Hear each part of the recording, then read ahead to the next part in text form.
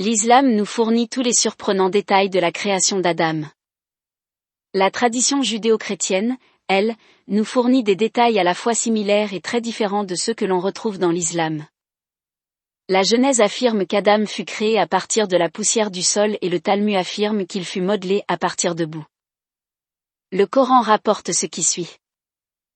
Et lorsque ton Seigneur dit aux anges, « Je vais établir un vice-roi sur la terre », ils dirent, « Vas-tu en établir un qui y sèmera la corruption et y répandra le sang, tandis que nous sommes là à te glorifier et à te sanctifier. » Il dit, « En vérité, je sais ce que vous ne savez pas. » Coran sourate 2, verset 30. C'est ainsi que débute l'histoire d'Adam, le premier être humain, le premier homme. Dieu créa Adam d'une poignée de terre. Des anges furent envoyés aux quatre coins du monde afin d'y cueillir la terre à partir de laquelle allait être créé Adam. La terre rapportée était rouge, blanche, brune et noire, elle était à la fois molle et malléable, dure et sablonneuse, elle provenait de montagnes et de vallées, de déserts arides, de plaines fertiles et verdoyantes, et de tous les lieux se trouvant entre eux. Les descendants d'Adam allaient être aussi diversifiés que cette poignée de terre à partir de laquelle était créé leur ancêtre. Et en effet, les hommes ont tous des apparences, des caractéristiques et des attributs différents. Terre ou argile. Le Coran utilise plus d'un terme pour faire référence à la terre utilisée pour créer Adam, et ce sont ces termes qui nous ont permis de comprendre l'évolution de sa création, car un terme différent est utilisé pour chaque stade de création. La terre est appelée terre, mais Dieu l'appelle également argile. Lorsqu'elle est mêlée à de l'eau, elle devient de la boue. Lorsqu'on la laisse reposer, une partie de son eau s'évapore et elle devient collante, telle une boue qui commence à sécher. Si elle est laissée ainsi, elle dégage bientôt une odeur et sa couleur devient plus foncée, comme l'argile. C'est à partir de cette substance que Dieu a modelé Adam. Son corps, dépourvu d'âme, fut laissé à sécher et devint ce que le Coran appelle l'argile sonnante. Adam fut modelé à partir d'une substance semblable à l'argile utilisée par les potiers, lorsque l'on tape dessus, elle produit un tintement. Le premier homme honoré. Le Coran poursuit. Quand ton Seigneur dit aux anges, « Je vais créer un être humain à partir d'argile sonnante. Lorsque je l'aurai bien façonné et que je lui aurai insufflé de mon esprit, jetez-vous prosterner devant lui. » Coran sourate 38, versets 71 à 72. Dieu honora de plusieurs façons ce premier humain. Il lui insuffla son âme, il le façonna de ses propres mains et il ordonna aux anges de se prosterner devant lui. Et il dit aux anges, « Prosternez-vous devant Adam. » Et ils se prosternèrent tous, à l'exception d'Iblis, qui refusa de s'exécuter. Coran sourate 7, verset 11. Bien que la prosternation soit normalement réservée uniquement à Dieu, cette prosternation des anges devant Adam était un signe de respect et d'honneur. Il a été rapporté que lorsque le corps d'Adam trembla en prenant vie, il éternua et dit aussitôt, « Louange à Dieu », et Dieu répondit en lui accordant sa miséricorde. Bien que ce récit ne se trouve ni dans le Coran ni dans les narrations du prophète Mohammed, que la paix et les bénédictions de Dieu soient sur lui, on le trouve dans certains commentaires explicatifs du Coran. Ainsi, dès les premières secondes de sa vie, le premier homme fut considéré comme une créature honorable, enveloppée par l'infinie miséricorde de Dieu. Par ailleurs, le prophète Mohammed a affirmé que Dieu avait créé Adam à son image. Cela ne signifie pas qu'Adam ressemblait physiquement à Dieu, puisque Dieu est unique en tout point et qu'il nous est impossible de l'imaginer ou de le comprendre dans sa totalité. Mais cela signifie que Dieu a donné à Adam quelques qualités similaires aux siennes, quoique incomparables, des qualités comme la miséricorde, l'amour, le libre arbitre, etc. La première salutation. Dieu ordonna à Adam d'aborder un groupe d'anges assis non loin de lui et de les saluer en utilisant la formule « Assalamu alaikum » qui signifie « Que la paix de Dieu soit sur vous ». Ils répondirent « Que la paix de Dieu soit sur toi également », de même que sa miséricorde et ses bénédictions. Depuis ce jour, cette salutation devint celle que s'échangent entre ceux qui se soumettent à Dieu. Depuis la création d'Adam, nous, ses descendants, avons reçu l'ordre de répandre la paix. Dieu a affirmé à l'humanité ne l'avoir créée que pour qu'elle l'adore. Tout, dans ce monde, a été créé pour Adam et ses descendants, pour les aider à mieux connaître Dieu et à l'adorer comme il se doit. De par son infinie sagesse, Dieu a fait d'Adam et de ses descendants les gardiens de la terre, et c'est pourquoi il a enseigné à Adam tout ce qu'il avait besoin de savoir pour mener à bien cette tâche. Et il apprit à Adam les noms, de toutes choses, Coran sourate 2, verset 31. Dieu a donné à Adam la capacité d'identifier et de nommer toutes choses. Il lui a enseigné le langage, de même que l'art de s'exprimer et de communiquer. Dieu a imprégné Adam d'une soif inaltérable et d'un amour profond pour le savoir. Après qu'Adam eut appris les noms de toutes choses, Dieu dit aux anges. Dites-moi les noms de ces choses si vous êtes véridiques. Ils dirent, gloire à toi. Nous n'avons de savoir que ce que tu nous as enseigné. Certes, c'est toi l'omniscient, le sage. Coran sourate 2, versets 31 à 32. Puis Dieu se tourna vers Adam et dit. Ô Adam! Informe-les de ces noms.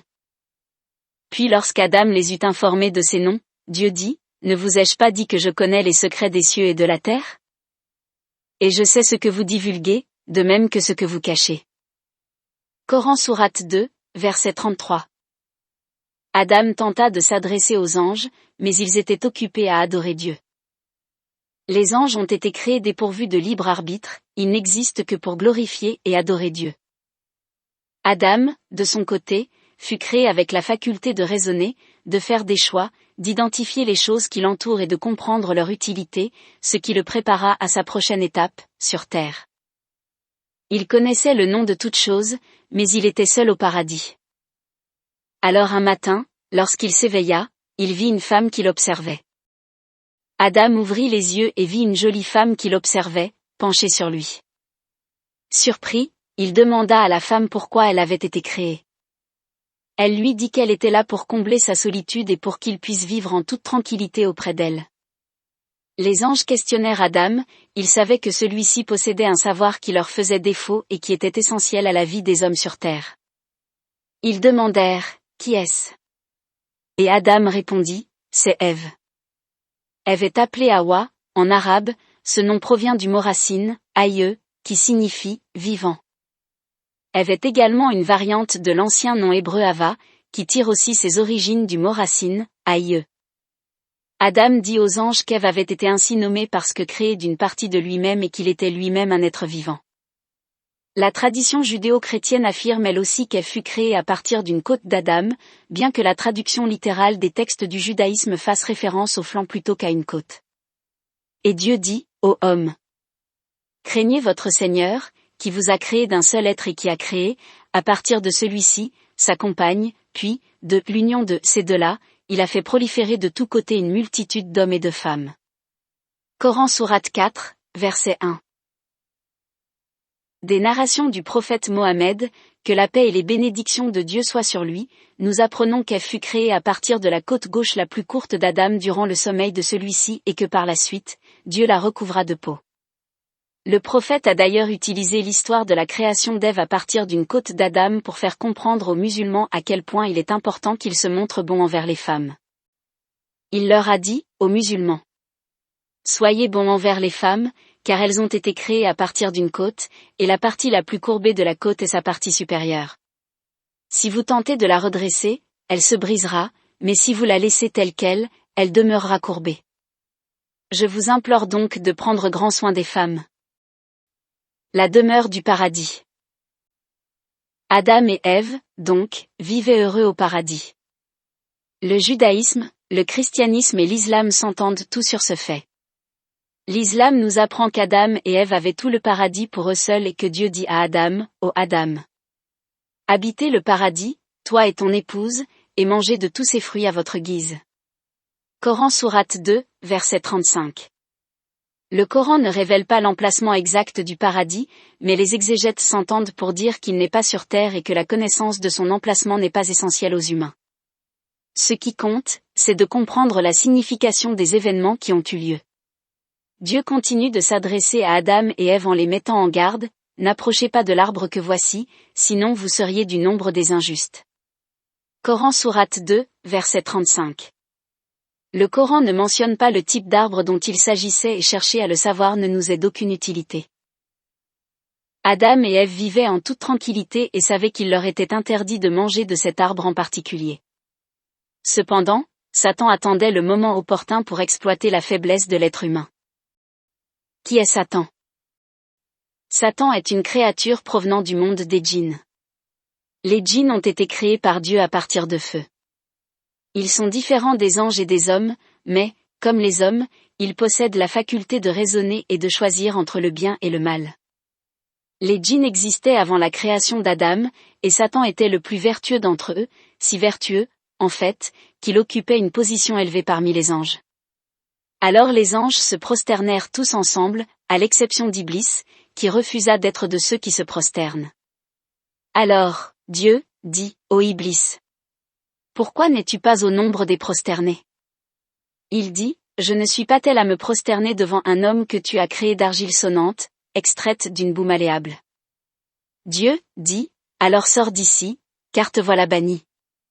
Et la malédiction sera sur toi jusqu'au jour du jugement. Coran sourate 15, versets 30 à 35. Le rôle de Satan. Satan était donc dans le paradis avec Adam et Ève, et il avait juré de les égarer et de les tromper, eux et leurs descendants. Il dit, je me tiendrai à l'affût d'eux sur ton droit chemin. Puis je les assaillirai par devant, par derrière, par la droite et par la gauche. Coran sourate 7, versets 16 à 17. Arrogant, Satan se croyait meilleur qu'Adam et toute l'humanité qui descendrait de lui. Satan est très rusé et sait très bien où se cachent les faiblesses des hommes, il connaît leurs désirs et leurs passions. Satan n'a jamais dit à Adam et Ève, allez manger de cet arbre, tout comme il ne leur a pas ouvertement dit de désobéir à Dieu. Il l'a plutôt chuchoté dans leur cœur et y a semé des pensées et des envies troublantes, votre Seigneur ne vous a interdit cet arbre que pour vous empêcher de devenir des anges, vous de devenir immortels. Coran sourate 7, verset 20. C'est ainsi que l'arbre devint, pour eux, une véritable obsession. Puis, un jour, n'y tenant plus, ils mangèrent de ses fruits. Adam et Ève se comportèrent comme tous les êtres humains, l'esprit occupé de pensées de toutes sortes et du murmure de Satan, ils oublièrent la mise en garde de Dieu. C'est à ce stade de l'histoire d'Adam que les textes de la tradition judéo-chrétienne diffèrent grandement des textes islamiques. Nulle part dans le Coran ni dans les narrations du prophète Mohammed, que la paix et les bénédictions de Dieu soient sur lui, il n'est mentionné que Satan se serait présenté à Adam et Ève sous la forme d'un serpent. De plus, jamais les textes islamiques ne laissent entendre qu'Ève aurait été la plus faible des deux, qu'elle aurait été la première à céder à la tentation ou que ce serait elle qui aurait poussé Adam à désobéir à Dieu. Adam et Ève ont tous deux commis l'erreur de manger des fruits de l'arbre interdit et ils en portent tous deux la responsabilité. Le « péché originel » de la tradition judéo-chrétienne n'existe pas en islam et les descendants d'Adam ne sont pas punis pour le péché qu'Adam et Ève ont commis. Ils ont commis une erreur et Dieu, dans son infinie sagesse et miséricorde, leur a pardonné à tous deux. L'islam rejette le concept chrétien du péché originel et la notion selon laquelle tous les êtres humains naissent pécheurs à cause des actions d'Adam. Dieu dit, dans le Coran, « Nulle âme ne portera le fardeau d'une autre, en plus du sien. » Coran sourate 35 verset 18. Chaque être humain naît en état de pureté, dépourvu de tout péché, et chacun est responsable de ses propres actions. Adam et Ève ont commis une erreur, ils se sont repentis et Dieu, dans son infinie sagesse, leur a pardonné. Alors tous deux, Adam et Ève, mangèrent des fruits de l'arbre. Et c'est ainsi que leur nudité leur apparut, et qu'ils se mirent à se couvrir avec des feuilles du paradis. Voilà comment Adam désobéit à son Seigneur et s'égara. Par la suite, son Seigneur l'accueillit dans sa grâce, lui pardonna et le remit sur la bonne voie. Coran sourate 20 versets 121 à 122. L'humanité traîne derrière elle une longue histoire d'erreurs et d'oubli. On peut se demander comment Adam a pu commettre une telle erreur. La vérité, c'est qu'il n'avait jamais connu les chuchotements et les stratagèmes de Satan. Adam avait bien vu Satan désobéir aux ordres de Dieu, il savait que Satan était son ennemi, mais il n'était pas familier, en tant qu'être humain, avec les façons d'éviter les ruses de Satan. Le prophète Mohammed, que la paix et les bénédictions de Dieu soient sur lui, a dit. Connaître une chose n'est pas comme avoir vu cette chose. Sahih Muslim. Dieu dit, dans le Coran. À force de séduction, Satan, entraîna leur chute. Coran sourate 7, verset 22. Cette épreuve avait préparé Adam à son rôle sur terre en tant que vice-roi et prophète de Dieu. Il avait appris à quel point Satan était rusé et ingrat, et l'ennemi déclaré des hommes. Adam, Ève et leurs descendants savent que c'est Satan qui a provoqué leur expulsion du paradis. L'obéissance envers Dieu et l'inimitié envers Satan, voilà donc l'unique voie à suivre pour accéder au paradis. Dieu dit: Descendez d'ici. Vous serez sans cesse ennemis les uns des autres. Et si un guide vous vient de ma part, quiconque le suivra ne s'égarera pas et ne sera point malheureux. Coran sourate 20, verset 123. Le Coran nous apprend que par la suite, Dieu apprit à Adam la façon de lui demander pardon. Cette invocation est très belle et peut être utilisée par nous tous pour demander pardon à Dieu. Seigneur, nous nous sommes fait du tort à nous-mêmes. Et si tu ne nous pardonnes pas et ne nous fais pas miséricorde, nous serons certainement du nombre des perdants. Coran sourate 7, verset 23. Nous, êtres humains, continuons de commettre des fautes et de faire des mauvaises actions à notre propre détriment. Nos fautes et nos péchés ne causent aucun tort à Dieu, ils ne causent du tort qu'à nous-mêmes. Car si Dieu ne nous pardonne pas et ne nous fait pas miséricorde, c'est nous qui serons du nombre des perdants. C'est donc nous qui avons besoin de Dieu et non Dieu qui a besoin de nous. Il y aura pour vous, sur terre, un séjour et des moyens de subsistance pour un temps. Puis il dit, là vous vivrez, là vous mourrez, et de là on vous fera sortir. Coran sourate 7, versets 24-25. Adam et Ève descendirent donc du paradis et s'installèrent sur terre. Nous aurions tort de croire que leur descendance fut marquée et humiliée par leurs péchés, au contraire, elle peupla la terre avec dignité. Dans la langue française, nous sommes habitués à ce que grammaticalement, les choses ou les personnes soient au singulier ou au pluriel, sans autre possibilité. Ce n'est pas le cas avec l'arabe, où il y a le singulier, mais aussi un pluriel n'incluant que 2 personnes, puis un pluriel incluant 3 personnes ou plus. Quand Dieu dit « descendez d'ici », il utilise le pluriel qui inclut 3 personnes ou plus, indiquant ainsi qu'il ne s'adresse pas uniquement à Adam et Ève, mais aussi à leurs descendants, c'est-à-dire l'humanité tout entière. Nous, descendants d'Adam, n'appartenons pas à cette terre, nous ne sommes ici que de façon temporaire, comme l'indique le mot « pour un temps » dans le verset. Nous appartenons à l'au-delà et sommes destinés soit au paradis, soit à l'enfer. Le libre arbitre. Cette expérience que vécut Adam démontre également que l'homme possède un véritable libre arbitre. Comme il était déjà prévu qu'Adam et Ève habiteraient sur terre, il fallait qu'ils soient conscients des ruses de Satan, qu'ils comprennent que les péchés peuvent avoir de lourdes conséquences, mais aussi que Dieu est pardonneur et très miséricordieux. Dieu savait qu'Adam et Ève mangeraient de l'arbre défendu et que Satan leur ferait perdre leur innocence. Il est important de comprendre que même si Dieu connaît tous les événements avant même qu'ils ne surviennent et qu'il les permet, cela ne change rien au fait que les hommes jouissent bel et bien d'un libre arbitre. Adam possédait un libre arbitre et c'est pour cette raison qu'il dut supporter les conséquences de ses actes. Tous les êtres humains jouissent d'un libre arbitre, ils sont libres de désobéir à Dieu, mais ils doivent en supporter les conséquences. Dieu loue ceux qui obéissent à ses commandements et leur promet une récompense énorme, tout comme il condamne ceux qui lui désobéissent et les met en garde contre un châtiment s'ils persistent dans leur désobéissance. L'endroit où Adam et Ève sont descendus. Plusieurs suppositions ont été émises sur l'endroit exact, sur Terre, où Adam et Ève sont descendus, mais aucune de ces informations ne provient du Coran ou de la Sunna. De toute façon, il ne s'agit pas d'une information essentielle et même si nous le savions, nous ne tirerions aucun bénéfice de cette information. Nous savons, cependant, qu'Adam et Ève sont descendus sur terre un vendredi. Dans un hadith où il parle de l'importance du vendredi, le prophète Mohammed, que la paix et les bénédictions de Dieu soient sur lui, dit: Le meilleur des jours sur lesquels se lève le soleil est le vendredi. C'est ce jour-là qu'Adam fut créé et c'est ce jour-là qu'il fut descendu sur terre. Sahih al-Bukhari.